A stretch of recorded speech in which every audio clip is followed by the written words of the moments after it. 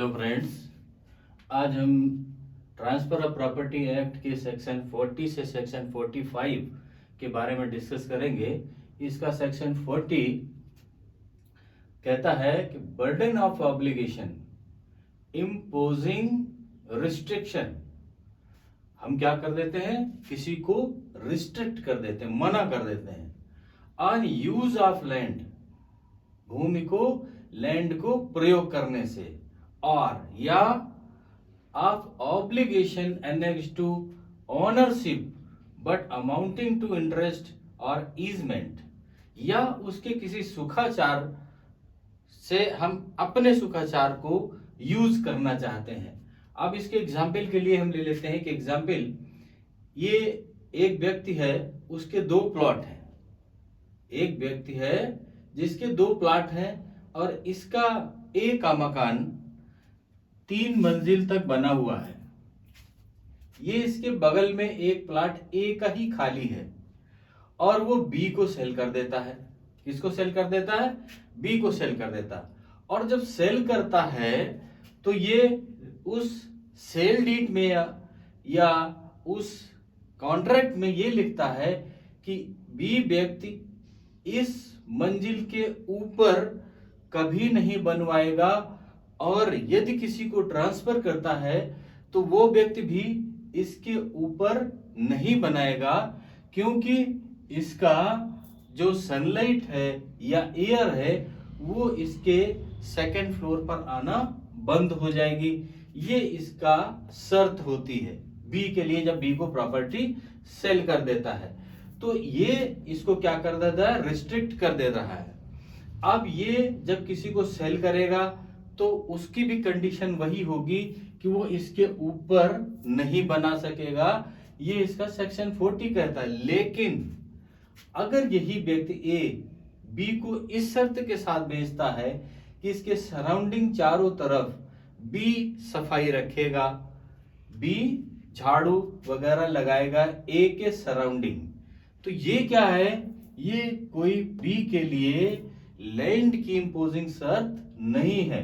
तो बी तो अपने लाइफ में लगा सकता है, लेकिन ये ट्रांसफर जब करेगा किसी को प्रॉपर्टी को अपने हिस्से की, तो जरूरी नहीं कि वो उसको अनुपालन करे।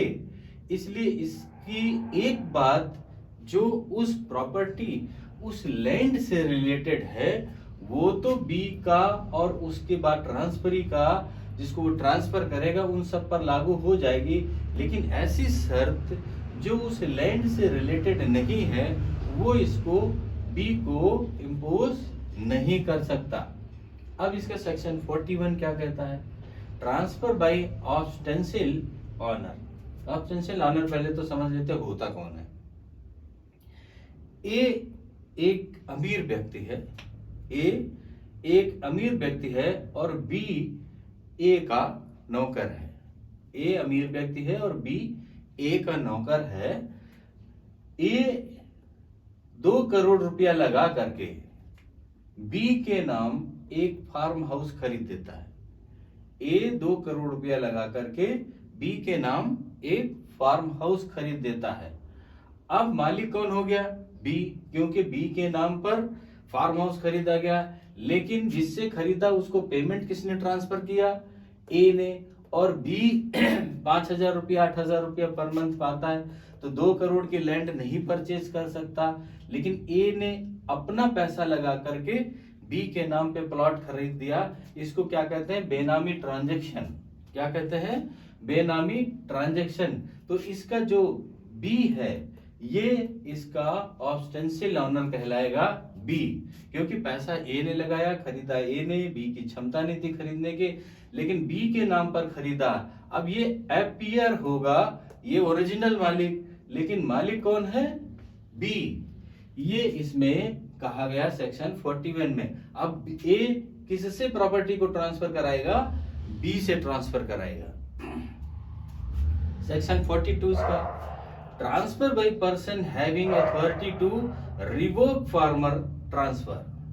अब इसमें एक प्रॉपर्टी ए है, ए एक प्रॉपर्टी है, बी को ट्रांसफर करता है और क्या कर देता है, बी को ट्रांसफर कर देता है, 30 साल के लीज पर दे देता है, लेकिन उस पर कई रिस्ट्रिक्शन लगा देता है। कई रिस्ट्रिक्शन लगा देता है, लीज पर दे दिया इसको, लेकिन रिस्ट्रिक्शन लगा दिया कि आप छत पर नहीं जाएंगे, ठीक, और या अपने जो पहले के बाद के मालिक हैं या किसी और को नहीं रखेगा। तो इस तरीके की इसकी इस पर रिस्ट्रिक्शन लगाते, transfer by person having authority to revoke former transfer, हम क्या कर देते हैं, उस पर रिस्ट्रिक्शन लगा देते हैं। ए के जब प्रॉपर्टी सेल करता है बी को, तो उस पर अलग अलग रिस्ट्रिक्शन लगा देते हैं। सेक्शन 43 इसका कहता है ट्रांसफर बाय अनऑथोराइज्ड, क्या है ये, unauthorised person who subsequently acquires interest in property transferred। जो अनऑथोराइज्ड पर्सन है, वैसा पर्सन जो ऑथोराइज नहीं है, वो उस प्रॉपर्टी को सेल करता है, तो उसका इंटरेस्ट कैसे उसमें क्रिएट होगा। सपोज करते हैं फादर है, फादर के 3 सन है, A1 A2 और A3। ए फादर से अलग रहता है, प्रॉपर्टी किसकी है, फादर की। फादर की प्रॉपर्टी जब फादर नहीं रहेगा तो वो 3 हिस्सों में बटेगी, लेकिन फादर के रहते ही ए चूंकि अलग रह रहा, तो ए कहता है कि मेरी प्रॉपर्टी जो फादर की ने हमारे हिस्से में आएगी, उसका मैं लीगल ऑनर हूं और उसको बेचने के लिए मैं ऑथोराइज हूं, जबकि ऑथोराइजेशन फादर ने नहीं दे रखा। अब ये प्रॉपर्टी पी को सेल कर देता है, तो ऑथोराइज तो था नहीं, A3 क्या था, ऑथोराइज नहीं था, लेकिन पी को सेल कर देता है प्रॉपर्टी, और पी को पोजीशन दे देता है। सेल करेगा तो पोजीशन दे देगा। उसके बाद कुछ दिन बाद फादर की डेथ हो जाती है। फिर इसका क्या होगा, जब फादर की डेथ हो गई तो इसके 3 हिस्से में बंटवारा हो गया। अब ए को वही हिस्सा दिया जाएगा जो इसने पी को सेल किया, और वो किसको मिल जाएगा, पी को मिल जाएगा। इसमें यही कहा गया है transfer bye unauthorised person who subsequently acquires interest in property transferred. वो क्या है कि हिस्सेदार है, लेकिन अभी अनऑथोराइज्ड है। जब फादर डेथ होगी तब इसको ऑथोराइजेशन मिलेगा और प्रॉपर्टी, लेकिन पहले सेल कर देता है अगर, तो पार्टीशन में ए को वही हिस्सा वही शेयर दिया जाएगा जो इसका लीगल होगा, और वो पार्ट होगा जिसको पी ने परचेज किया होगा, और वो किसको ट्रांसफर हो जाएगा, पी को ट्रांसफर हो जाएगा। सेक्शन 44 इसका कहता है ट्रांसफर विद वन को ऑनर। को का मतलब होता है कि 2 या 3 ज्वाइंट ऑनर होने। एक प्रॉपर्टी है, ट्रांसफर बाय वन को ऑनर, एक इसके साथ में ज्वाइंट है, ये प्रॉपर्टी है और 2 इसके ऑनर हैं, ज्वाइंट ऑनर है, बंटवारा नहीं है, ज्वाइंट ऑनर है। अब ए कहता है कि हम अपने पार्ट को सेल कर देंगे। अब ज्वाइंट ऑनर है तो ए का आधा पार्ट है और बी का आधा पार्ट है, तो बी अपना पार्ट सेल कर देता है किसको, अदर के। अब अदर को इसके उस पार्ट में जिसमें इसका आधा राइट था, इसको जो परचेज करता है उसको वही राइट मिलेंगे जो बी को राइट थे, वही राइट इसको बी में, बी के ही राइट, बी का ही पोर्शन, बी के ही सारे फायदे उस व्यक्ति को मिलेंगे जो बी से परचेज करता है। अब सेक्शन 45 इसका क्या कहता है, joint transfer for consideration. Joint transfer, अभी इसमें क्या हुआ था, सेक्शन 44 में एक ने ट्रांसफर किया था, अब 2 या 3 पर्सन की ज्वाइंट प्रॉपर्टी है और सब मिल करके उसको सेल कर देते हैं।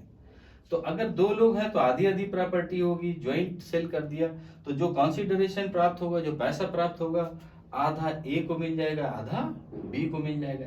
लेकिन 3 या 4 पर्सन हैं, उनके शेयर्स अलग अलग हैं, तो जो प्रॉपर्टी सेल करेंगे जिसका जितना शेयर होगा, A B C D E F, जिसका जितना शेयर होगा उसको कंसीडरेशन, उसको पैसा उसके हिस्से के हिसाब से उसको डिवाइड हो जाएगा और उसके हिसाब से उसको पैसा मिल जाएगा। ये ज्वाइंट ट्रांसफर फॉर कंसीडरेशन, ये कहता है कि एक साथ पैसा मिला लेकिन सबके हिस्से अलग अलग हैं, तो जिस हिसाब से उनके हिस्से होंगे उस हिसाब से उनको अलग अलग पैसा मिल जाएगा। ये सेक्शन इसका 45 कहता है।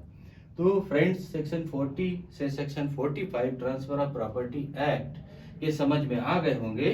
अब सेक्शन 46 से हम नेक्स्ट पार्ट में मिलेंगे। ओके, थैंक यू, जय हिंद।